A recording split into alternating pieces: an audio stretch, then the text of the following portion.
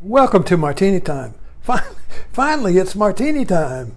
I'm here alone, home alone. My wife is gone for the week, and so I'm experiencing all kinds of dimensions to myself that you don't always find when you're living with somebody else.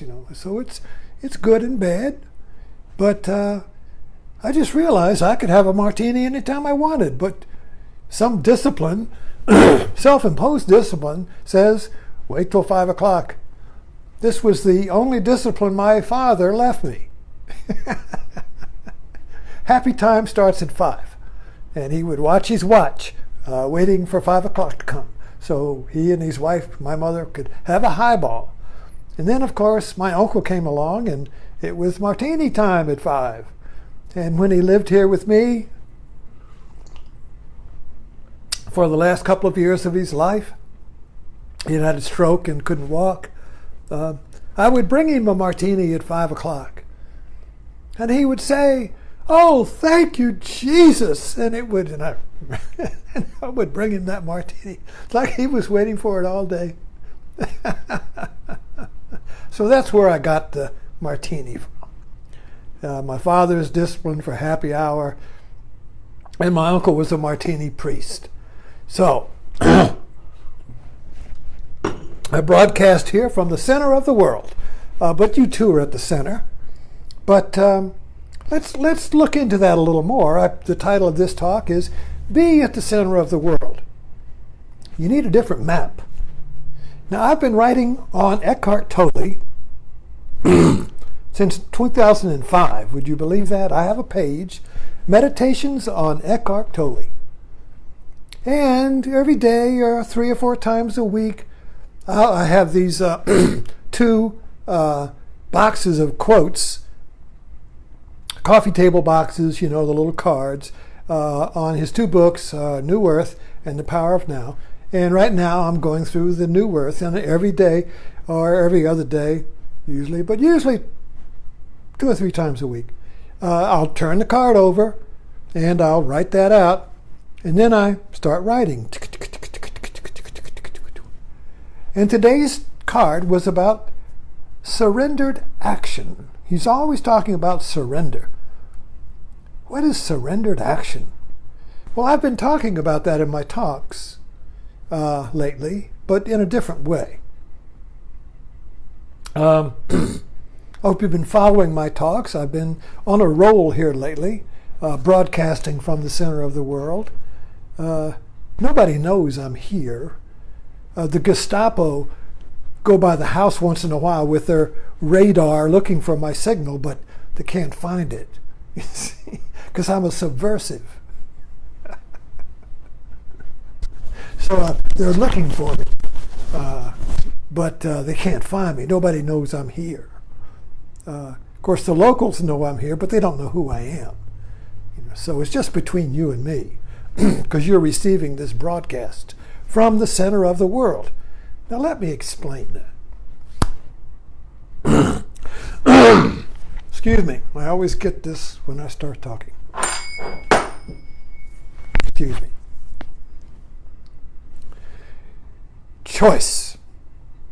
And I'm talking a lot about ambiguity.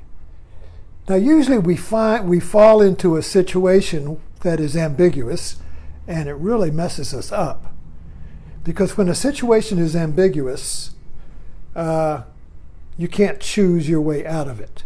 Oh, where is my, here. Okay, let me use this. You see, the old woman and the young woman, I know you've seen this before if you look at my talks. This is an image, or Gestalt image, of ambiguity. The picture is ambiguous. Which is it? Is it an old woman or a young woman? You see the old woman, here's her nose, here's her eye, here's her chin. See the young woman? She's looking away. That's her right eye, that's her chin, that's her ear, you see. Old woman, young woman. Ambiguous. But you got to choose one. You got to choose reality. That's what choice is. Oh, do you want to go to the Walmart or do you want to go to the Food Line? Those are our two choices here. Choose one or the other. But if it were ambiguous, it would be Walmart/Food Line. They would both be the same but different. So if you chose the old woman or Walmart, you would also choose the young woman, Food Line. Or if you chose the young woman, Food Line, you would also choose Walmart. So you couldn't go to either one. You would go to one and that would be the other. You would go to the other and it would be the other. You would be locked. Wow, wow, wow. You couldn't get out. Groundhog Day. So that's an ambiguous situation out of which you cannot choose. Now, we don't run into these situations very often, but when we do, we have a panic attack or vertigo, some type of confusion, anxiety, sweat, disturbed, anger, because we have to choose. You see, you have to choose this or that, but when this is that and that is this, you can't choose, and you are in ambiguity. Now, the situation is this. Life is change. I think we all agree with that. Life is, Buddha says, everything is impermanent. Everything dies. A rock dies. Everything, even the earth will die. Everything, the sun, the galaxy, everything eventually will die. That's impermanent. Nothing is fixed. Even Einstein said that. There is no place to rest your head. There is no fixed place in the cosmos. Jesus said that. The Son of Man has no place to rest his head. I mean, that's, pretty much understood. But we don't see the world that way. We see it in a Newtonian universe of fixed things. And if you see fixed things, you are fixed. Only a fixed thing can see a fixed thing. But everything is changing, which means everything is ambiguous. Why is that? Because everything is a verb. That's what change means. It's a verb. It's an action. Old, every instant is a old folding into a new. Old, new. So every moment is old, new. That's ambiguous. But our perception wants to see choice. Is it old or is it new? You got to choose one. Is that old or is it new? Now, Hindu mythology, where is my doggone it? Shiva. Anyway, Hindu mythology sees God as being both creator and destroyer. But our Western, we live in a culture, society, civilization of choice. That's materialism. Choose this or that. So God is good and the devil is bad. Some people choose God, some people choose the devil. But God is not God/devil the same. Ambiguous, you see. Hindu mythology it is. But anyway, I digress. So the point is, what does surrender mean? Well, if you see that life is impermanent or change or ambiguous, then you cannot choose. So, does that mean I can't choose anything? I can't choose good or bad or ice cream or cake or what? No. It means that you choose, but this is hard to explain. Very hard to explain. The surrender, when Tolle talks of surrender, when the mystics talk of surrender, leading the surrendered life, they are surrendering the need to choose either or. With certainty. It's certainly old. It's certainly new. Trump is certainly good. Trump is certainly bad. Trump is not good bad, you see. Obama is certainly good, or Obama is certainly bad. But Obama is not good bad. It's one or the other, you see. We think in terms of we have to choose. What do you want? Choose this or that, you see. And when you choose yourself. I mean, if I choose to go to Walmart, my life will be different than if I chose to go to Food Lion. What if I chose to go to Food Lion and got run over by a truck? Then I would say, I shouldn't have chosen to go to Food Lion. I should have gone to Walmart. But I could have gotten run over and killed if I went to Walmart. It's ambiguous. You see? But whatever you choose changes the course of the cosmos. Not just you.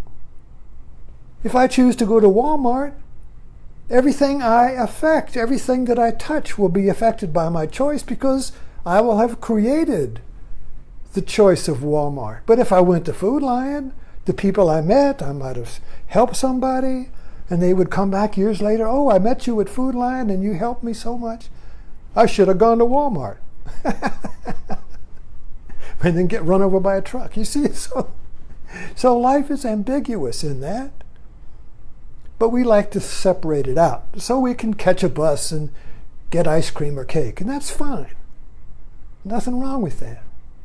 But we miss the core of life, which is surrender. Now, why is that? And Natoli says, surrender opens you up to an entirely new way of being. Well, it is, because now you don't have to choose, but you do choose. Now, again, when you surrender your need to choose this or that, when you can't, because it's ambiguous, when you can't choose, you accept the ambiguity, which is a choice. But it's not a logical either-or choice. It's a non-dual choice. When you see ambiguity and you realize it's not thinking, you see it and you can't choose. This is not thought. This is you see it and you can't. The seeing is a choice that is not divided into either or. So you just do it. The Nike commercial. You just do it. And that is creative action. Or if you're in sports, you're in the zone. You just do it. Or if you're in war, you just do it. Or if you're creative, you just do it. Or if you have sex, you just do it. You don't say, should I do this or that? Should I go up or down? What should I choose? Oh, I don't know. I don't know what I should choose. You choose for me. See, I defer to you. So my father, the captain, he's the one who chooses. But he had a stroke. He couldn't choose. Goes to the restaurant. Give him a menu. He looks at it. Says, you choose. You see. When my uncle had a stroke and came up here, I had to become power of attorney. And he said, you choose. You're the boss. You choose. That was a big thing for me. Nobody had ever given me the power of choice. Nobody had ever said, you're the boss. So I became a Martini priest. And now I'm the boss. I choose what to say. I'm free, you see. So this talk, you see, is surrendered talk. I'm not choosing between this or that. Should I say this or that? Write it down. Weigh it out. Oh, this is a good way to go. No, don't go there. Say that. Don't say this. All of that. Nothing. This is a surrendered talk. I just do it. I just do it. Thanks for dropping in. You too are at the center of the world, if you can find it. If you can find it.